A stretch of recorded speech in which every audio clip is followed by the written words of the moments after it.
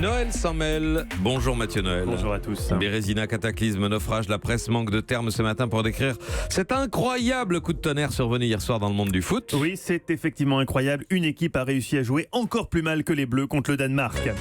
C'est inouï, les Allemands, champions du monde en titre, ont été battus 2-0 par la Corée du Sud. Immédiatement, Patrick Cohen, avec qui je regardais le match dans une brasserie spécialisée dans la choucroute, s'est exclamé avec ce fair play qu'on lui connaît. Tant mieux. Oui, sa phrase exacte était « Ah, vont moins faire les malins maintenant les casques à pointe, ça leur apprendra à porter des chaussettes avec des claquettes à picot et c'est vous faire de saucisses. » Oui, Patrick avait un peu bu. Il faut dire que Jürgen, le patron du restaurant Der Klein Sauciflun où nous dînions devant ce match, avait eu la main un peu leste sur la bière, dont le 7e litre fut fatal à Patoche, qui venait d'entamer avec gourmandise sa 3e flamencuche banane Nutella, ce pour léchant les babines en lâchant un qui agaça les supporters allemands présents autour de nous qui pensaient que Patrick se foutait de leur gueule. Je tentais de calmer le jeu en précisant que j'adorais l'Allemagne, que j'avais vu 8 fois Papy fait de la résistance.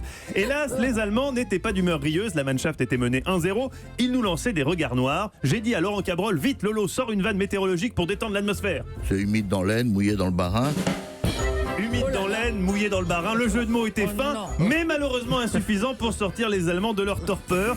Et c'est alors que Patrick entamait son 3e café Schnaps gourmand que tout a basculé. Est-ce parce qu'il s'est mis à chanter « Vous n'aurez pas l'Alsace et la Lorraine debout sur la banquette ?» Ou bien parce qu'ayant commandé un tiramisu pour faire passer le strudel et ne sachant plus trop où il était, il a lancé Va fanculo à Jürgen, le patron qui lui demandait de descendre justement de la banquette. Toujours est-il que les choses ont tourné au vinaigre. Et oui, on a fini la soirée à la Riboisière où pendant qu'on lui faisait des points de suture, Patrick me disait « Le plus triste dans tout ça, c'est qu'on a raté les Milliardises, das Milliardisen. » Sombre soirée pour le foot et pas que. Car un monde où l'Allemagne est éliminée au premier tour d'un mondial est un monde sans dessus-dessous, un monde sans repères où tout devient possible. Si les Allemands se mettent à perdre en foot, alors à ce rythme-là, qui sait, demain les journalistes économiques se mettront peut-être à parler de sexe, d'adultère et de Harley Davidson. Un Français sur 3 fricote. Eh ben, ça veut dire se livrer à des jeux de séduction auprès d'une personne qui vous attire. Ah, il est loin, le Dauphin d'or 2003. Là, on serait plutôt en course pour le Macro de bronze, de Tarlet. On finit la saison comme la Mannschaft, en roue libre.